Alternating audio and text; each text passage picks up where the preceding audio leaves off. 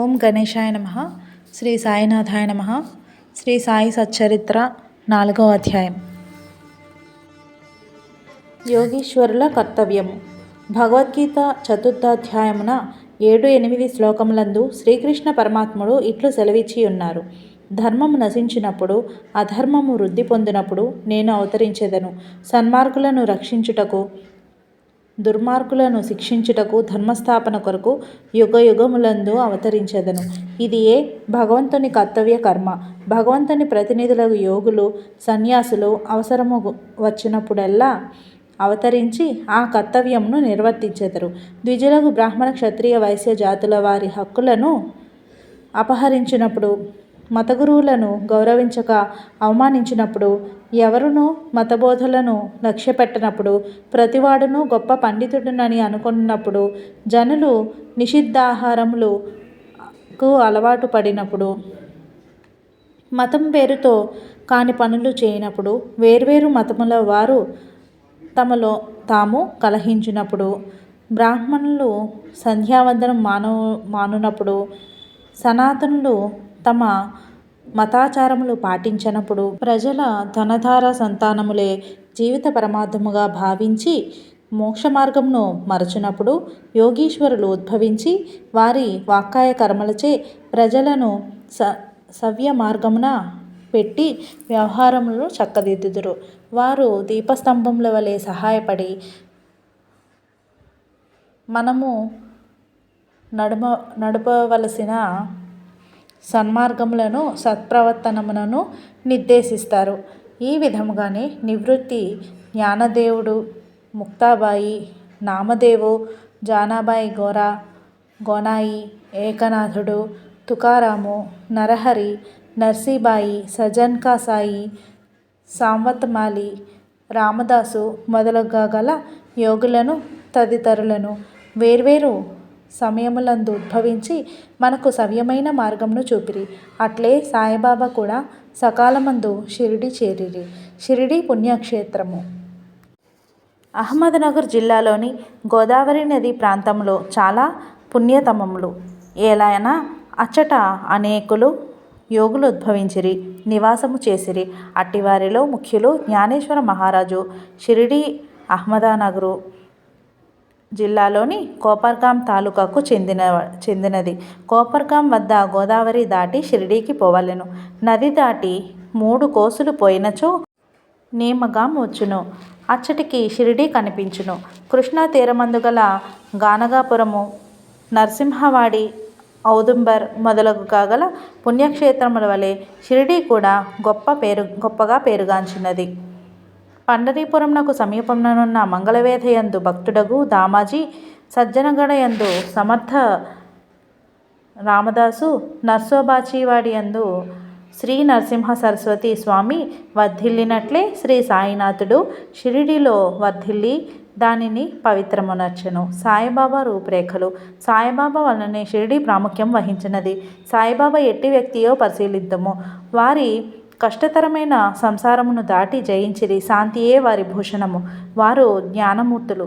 వైష్ణవ భక్తులకు ఇల్లు వంటివారు. నశించు వస్తువులయందు అభిమానము లేనివారు.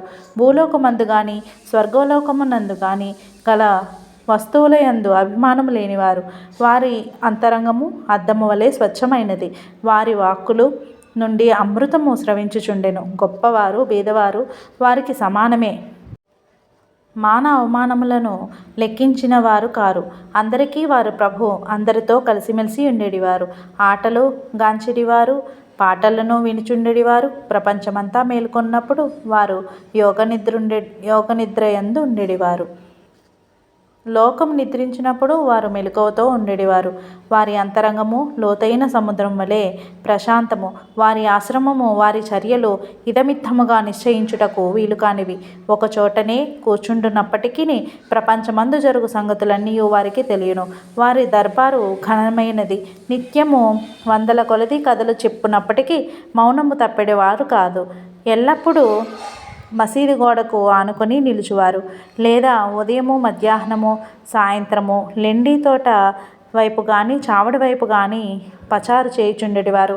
ఎల్లప్పుడూ ఆత్మధ్యానమునందే మునిగి ఉండేవారు. సిద్ధపురుషుడైనప్పటికీ సాధకుని వలె నటించువారు. అణకువ, నమ్రత కలిగి అహంకారము లేక అందరినీ సంతసింపచేయువారు. అట్టివారు సాయిబాబా. షిరిడీ నేల వారి పాదస్పర్శచే గొప్ప ప్రాముఖ్యము పొందినది. ఆలందిని జ్ఞానేశ్వర మహారాజు వృద్ధి చేసినట్లు ఏకనాథు పైటను వృద్ధి చేసినట్లు సాయిబాబా షిరిడీని వృద్ధి చేసెను. షిరిడీలోని గడ్డి రాళ్ళు పుణ్యము చేసుకున్నవి. ఏలైనా బాబా పవిత్ర పాదములను ముద్దు పెట్టుకొని వారి పాదధూళి తలపైన వేసుకొనగలిగినవి. మా వంటి భక్తులకు షిరిడి, పండరీపురము, జగన్నాథము, ద్వారక, కాశీ, రామేశ్వరము, బద్రీ, కేదార్, నాసిక్, త్ర్యంబకేశ్వరం, ఉజ్జయిని, మహాబలేశ్వరము, గోకర్ణముల వంటివైనవి. షిరిడి సాయిబాబా స్పర్శయే మాకు వేదపారాయణము, తంత్రమును. అది మాకు సంసార బంధములను సన్నగిల్ల చేసి ఆత్మ సాక్షాత్కారమును సులభ సాధ్యము చేసెను. శ్రీ సాయి దర్శనమే మాకు యోగ సాధనముగా ఉండెను. వారితో సంభాషణ మాకు మా పాపములను తొలగించుచుండెను. త్రివేణి ప్రయాగల స్నానఫలము వారి పాదసేవ వలనే కలుగుచుండెడిది. వారి పాదోదకము మా కోరికలను నశింపచేయుచుండేటిది. వారి ఆజ్ఞ మాకు వేదవాక్కుగా ఉండేది. వారి ఊది ప్రసాదము మమ్ము పావనము చేయుచుండెను. వారు మా పాలెట శ్రీకృష్ణుడుగా, శ్రీరాముడుగా ఉండి ఉపశమనము కలుగు చేయుచుండిరి. వారు మాకు పరబ్రహ్మ స్వరూపమే. వారు ద్వంద్వాతీతులు. నిరుత్సాహము గాని ఉల్లాసము గాని ఎరుగరు. వారు ఎల్లప్పుడూ సచ్చిదానంద స్వరూపులుగా ఉండేవారు. షిరిడీ వారి కేంద్రమైనను వారి లీలలు పంజాబు, కలకత్తా, ఉత్తర హిందుస్థానము, గుజరాతు, దక్కను, కన్నడ దేశములలో చూపుచుండిరి. ఇట్లు వారి కీర్తి దూరదేశములకు కూడా వ్యాపించగా భక్తులన్నీ దేశముల నుండి షిరిడీ చేరి వారిని దర్శించి వారి ఆశీర్వాదమును పొందుచుండిరి. వారి దర్శన మాత్రమే భక్తులు మనములు వెంటనే శాంతి వహించుచుండెడిది. పండరీపురమందు విఠల్ రఖుమాయిని దర్శించినచో భక్తులకు కలిగేని ఆనందము షిరిడీలో దొరకుచుండేటిది. అది అతిశయోక్తి కాదు. ఈ విషయం గూర్చి భక్తుడొకడు చెప్పినట్లు గమనింపుడు. గౌలీబువ అభిప్రాయము. 95 సంవత్సరముల వయసు గల గౌలీబువను వృద్ధ భక్తుడొకడు పండరీ యాత్ర ప్రతి సంవత్సరము చేయువాడు. 8 మాసములు పండరీపురమందును, మిగతా 4 మాసములు ఆషాఢము మొదలు కార్తీకం వరకు గంగానది ఒడ్డునను ఉండేవారు. సామాను మోయుటకు ఒక గాడిదను తోడుగా ఒక శిష్యుని తీసుకొని పోవాడు. ప్రతి సంవత్సరము పండరీ యాత్ర చేసుకొని షిరిడి సాయిబాబా దర్శనమునకై వచ్చేవాడు. అతడు బాబాను మిగిలి ప్రేమించువాడు. అతడు బాబా వైపు చూచి ఇట్లా నేను, వీరు పండరీనాథుని అవతారమే. అనాథల కొరకు, బీదల కొరకు వెలసిన కారుణ్యమూర్తి. గౌలీబువ విఠోబాదేవుని ముసలి భక్తుడు. పండరీ యాత్ర ఎన్నిసార్లో చేసెను. వీరు సాయిబాబా పండరీనాథుని అవతారమని నిర్ధారణ చేసిరి. విఠలదేవుడు దర్శనమిచ్చుట సాయిబాబాకు భగవన్నామస్మరణ యందును సంకీర్తనమయందును మిక్కిలి ప్రీతి. వారెప్పుడు అల్లా మాలిక్ అని అనేవారు. అనగా అల్లాయే యజమాని. 7 రాత్రింబవళ్ళు భగవన్నామస్మరణ చేయించుచుండెడివారు. దీనినే నామ సప్తాహం అందురు. ఒకప్పుడు దాసగను మహారాజును నామసప్తాహము చేయమనిరి. సప్తాహము ముగియనాడు విఠల్ దర్శనము కలుగునని వాగ్దానం ఇచ్చినచో నామసప్తాహము చేసేదనని దాసగను జవాబిచ్చెను. బాబా తన గుండెపై చేయివేసి తప్పనిసరిగా దర్శనమిచ్చును. కానీ భక్తుడు భక్తి ప్రేమలతో ఉండవలెను. ఠాకూర్నాథ్ యొక్క ఠాకూర్ పట్టణము, విఠల్ యొక్క పండరీపురము, శ్రీకృష్ణుని ద్వారకా పట్టణము ఇక్కడనే అనగా షిరిడీలోనే ఉన్నవి. ఎవరునూ ద్వారకకు పోవలసిన అవసరం లేదు. విఠలుడు ఇక్కడనే ఉన్నాడు. భక్తుడు భక్తి ప్రేమలతో కీర్తించినప్పుడు విఠలుడు ఇక్కడనే అవతరించును అనెను. సప్తాహము ముగిసిన పిమ్మట విఠలుడి క్రింది విధముగా దర్శనమిచ్చెను. స్నానాంతరము కాకాసాహెబు దీక్షిత్ ధ్యానములో మునిగినప్పుడు విఠలుడు వారికి కనిపించెను. కాకా మధ్యాహ్న హారతి కొరకు బాబా యొద్దకు పోగా తేటతెల్లంగా బాబా ఇట్లా అడిగాను, విఠలు పాటీలు వచ్చినాడా? నీవు వానిని చూచినావా? వాడు మిక్కిలి పారబోతు వానిని దృఢముగా పట్టుము. ఏమాత్రము అజాగ్రత్తగా ఉన్నను తప్పించుకొని పారిపోవును. ఇది ఉదయం జరిగెను. మధ్యాహ్నము ఎవడో పటములు నమ్మువాడు 25-30 విఠోబా ఫోటోలను అమ్మకమునకు తెచ్చెను. ఆ పటము సరిగా కాకాసాహెబు ధ్యానములో చూచిన దృశ్యములో సమానముగా పోలియుండెను. దీనిని చూచి బాబా మాటలు జ్ఞాపకమునకు తెచ్చుకొని కాకాసాహెబు ఆశ్చర్యానందములలో మునిగెను. విఠోబా పటమునొకటి కొని పూజా మందిరములో ఉంచుకొనెను. భగవంతరావు క్షీరసాగరుని కథ. విఠల పూజయందు బాబాకెంత ప్రీతియో భగవంతరావు క్షీరసాగరుని కథలో విశదీకరించబడినది. భగవంతరావు తండ్రి విఠోబా భక్తుడు. పండరీపురమునకు యాత్ర చేయుచూ ఉండేవాడు. ఇంటి వద్ద కూడా విఠోబా ప్రతిమనుంచి దాన్ని పూజించేవాడు. అతడు మరణించిన పిమ్మట వాని కొడుకు పూజను, యాత్రను, శ్రాద్ధమును మానెను. భగవంతరావు షిరిడీ వచ్చినప్పుడు బాబా వాని తండ్రిని జ్ఞప్తికి తెచ్చుకొని, వీని తండ్రి నా స్నేహితుడు కాన వీని నిచ్చటకు ఈడ్చుకొని వచ్చి తిని, వీరి నైవేద్యము ఎన్నడూ పెట్టలేదు. కావున నన్నును విఠలుని కూడా ఆకలితో మార్చినాడు. అందుచేత వీనిని ఇక్కడకు తీసుకొచ్చి తిని, వీడు చేయునది తప్పని బోధించి చీవాట్లు పెట్టి తిరిగి పూజ ప్రారంభించినట్లు చేసేదను అనిరి. ప్రయాగ క్షేత్రంలో దాసగను స్నానము. గంగానది యమునా నది కలిగే చోటునకు ప్రయాగ అని పేరు. ఇందులో స్నానమాచరించిన ప్రతివానికి గొప్ప పుణ్యం ప్రాప్తించునని హిందువుల నమ్మకం. అందుచేతనే వేల కొలది భక్తులు అప్పుడప్పుడు పోయి స్నానమాడుతూ ఉండేవారు. దాసగను అచ్చటికి పోయి స్నానము చేయవలెనని మనస్సున సంకల్పించెను. బాబా వద్దకేగి అనుమతించమని అడిగెను. అందుకు బాబా ఇట్లు జవాబిచ్చెను: అంత దూరం పోవలసిన అవసరం లేదు. మన ప్రయాగ ఇచ్చటనే కలదు. నా మాటలు విశ్వసింపుము. ఇట్లనున్నంతలో ఆశ్చర్యము అన్నిటికంటే ఆశ్చర్యకరమైన వింత ఒకటి జరిగినది. దాసగను మహారాజు బాబా పాదములపై శిరస్సు నుంచిన వెంటనే బాబా 2 పాదములు బొటనవేలు నుండి గంగా యమునా జలములు కాలువలుగా పారెను. ఈ చమత్కారమును దాసగను చూచి ఆశ్చర్య నిమగ్నుడై భక్తి ప్రేమలతో మైమరిచి కంట తడి పెట్టుకొనెను. ఆంతరిక ప్రేరణతో బాబాను వారి లీలలను పాట రూపముగా వర్ణించి పొగడెను. బాబా అయోని సంభవుడు. షిరిడీ మొట్టమొదట ప్రవేశించుట. సాయిబాబా తల్లిదండ్రులను గూర్చి కానీ, జన్మము గూర్చి కానీ, జన్మస్థానమును గూర్చి కానీ ఎవరికీ ఏమీయూ తెలియదు. పెక్కుసార్లు కనుగొనుటకు ప్రయత్నించిరి. పెక్కుసార్లు విషయమును బాబాను ప్రశ్నించిరి కానీ ఎట్టి సమాధానము కానీ సమాచారము కానీ పొందకుండిరి. నామదేవు, కబీరు సామాన్య మానవుల వలె జన్మించి ఉండలేదు. ముత్యపు చిప్పలలో చిన్న పాపల వలె చిక్కిరి. నామదేవు భీమరథి నదిలో గోనాయికి కనిపించెను. కబీరు భగీరథి నదిలో తమాలకు కనిపించెను. అట్టిదే సాయి జన్మ వృత్తాంతము. భక్తుల కొరకు 16 ఏండ్ల బాలుడిగా షిరిడీలోని వేప చెట్టు కిందన అవతరించెను. బాబా అప్పటికే బ్రహ్మజ్ఞానిగా కనిపించెను. స్వప్నావస్థయందు అయినను ప్రపంచ వస్తువులను కాంక్షించడివారు కాదు.